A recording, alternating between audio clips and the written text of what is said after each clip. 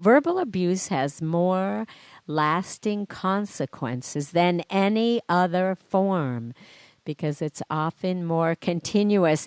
And as I said before, it goes clear to the bone.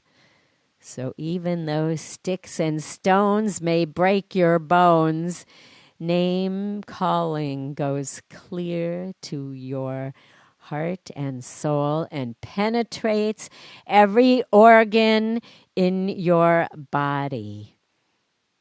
It's actually, they've found out, worse than being shot with a bullet and other physical wounds that can heal. But the wounds created by verbal abuse do not heal. They never heal. It's called irreparable damage. And once the words leave your mouth, it's like shooting an arrow or a bullet. You can't take it back, in spite of heartfelt apologies.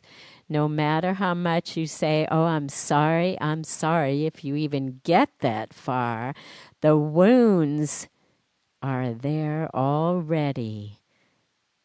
You can put a Band-Aid on it and pretend they're not there. Oh, it was just words. He or she didn't mean it. He or she was having a hard day. He or she is going through things. I can take it. I'm tough. It's just words. Well, trust me, no matter what excuses you make, the damage is done, and there's no excuse for abuse. And now that we have scientific evidence, there's no excuse for taking it. I'm mad as hell and I'm not going to take it anymore. That's the theme for this year. It doesn't matter what you're not going to take anymore. You can decide whatever that's going to be. And there's many forms of verbal abuse. And it could be non-verbal, such as my favorite, which is the silent treatment. And people think, well, I'm not speaking. I'm not being abusive. I'm just going to give that person the cold shoulder and get away with it. Well, there's no getting away with verbal or non-verbal abuse, no matter how much you justify it in your mind. And trust me, the damage is worse than shooting a gun.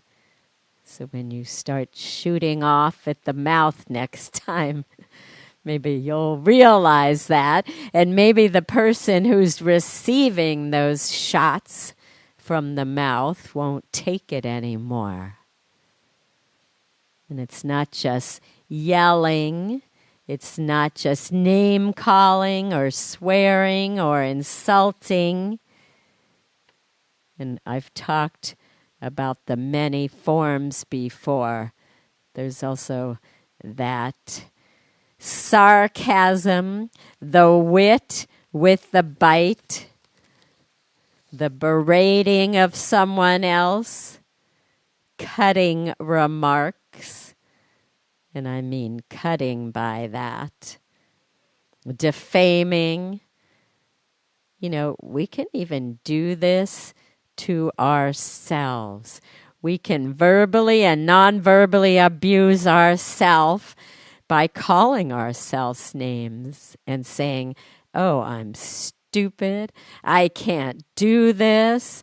I'm a nobody. I'm nothing. I'll never succeed.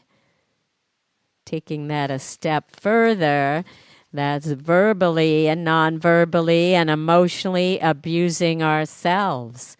Maybe you're mad as hell and not going to take that anymore this year. Wouldn't that be a great concept?